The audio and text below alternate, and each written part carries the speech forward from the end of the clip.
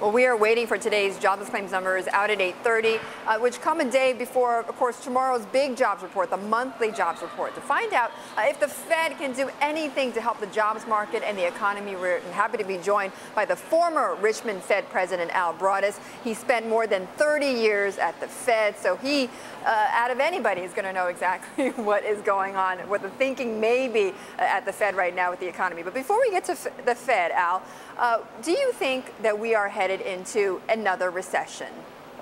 Well, Betty, I certainly, I hate to say it, but I think the risk of something like that has risen. I still think it's less than a 50% chance. If I had to put a number on it, I might say 30 to 40% chance that will happen, given the recent data. And I might say it's not just the second quarter GDP data and some of the monthly data, but what has struck me is the revisions of some of the past GDP numbers. I'm sure you're aware of these. Yes. You know, the first quarter number was very weak.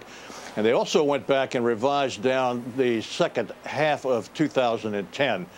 Those growth rates have been revised down, which suggests that this has been going on for a while. It's been weaker than we realized for a while.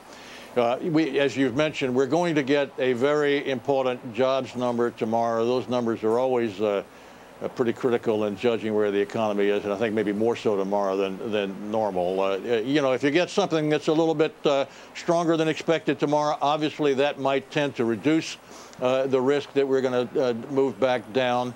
On the other hand, I know that a weaker than expected number, as we've had in the last couple of months, would say the opposite. Well, now you say, Al, about 30 to 40% chance, and I don't want to get too numbers heavy on this, but if we did get a poor jobs report tomorrow, I mean, does that increase the chances for you dramatically, or what else do you need to see in order to get above that and start saying, look, we are actually headed into this?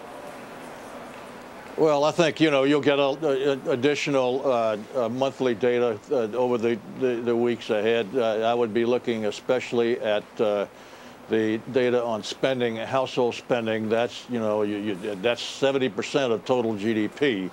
You got to see some strength there before you're going to, you know, begin to knock the risk of a double dip down. So those are the kinds of numbers you'd be looking at.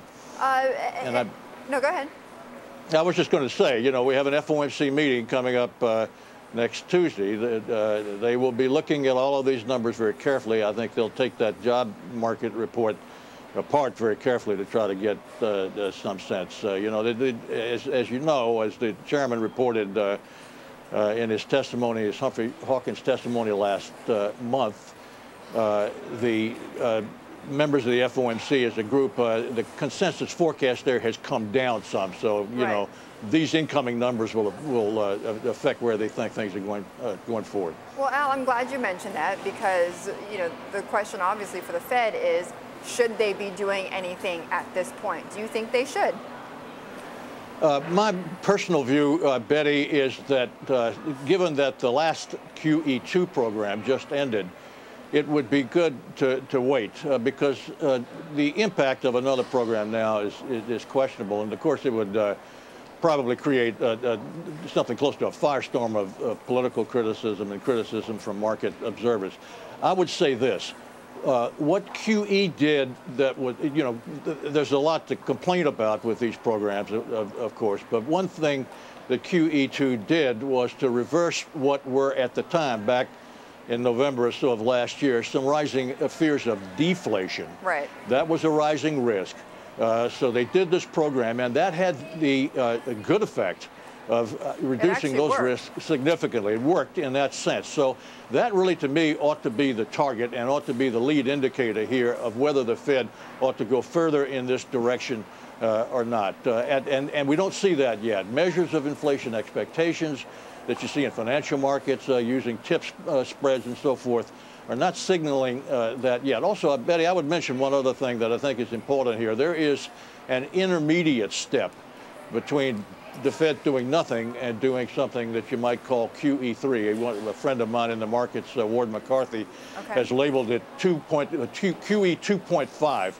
That's the idea of lengthening the maturity of the Fed's stock of securities, the average maturity, and through that action, hopefully reducing the average maturity of securities holdings in the private financial markets, which would tend to ease financial conditions without actually changing the stock of reserves or actually fundamentally changing monetary policy. Okay, well, there is perhaps that option, Al. Thank you very much for telling us about that. Really appreciate your comments and your perspective on this. Very important. Former Richmond Fed President Al Broaddus.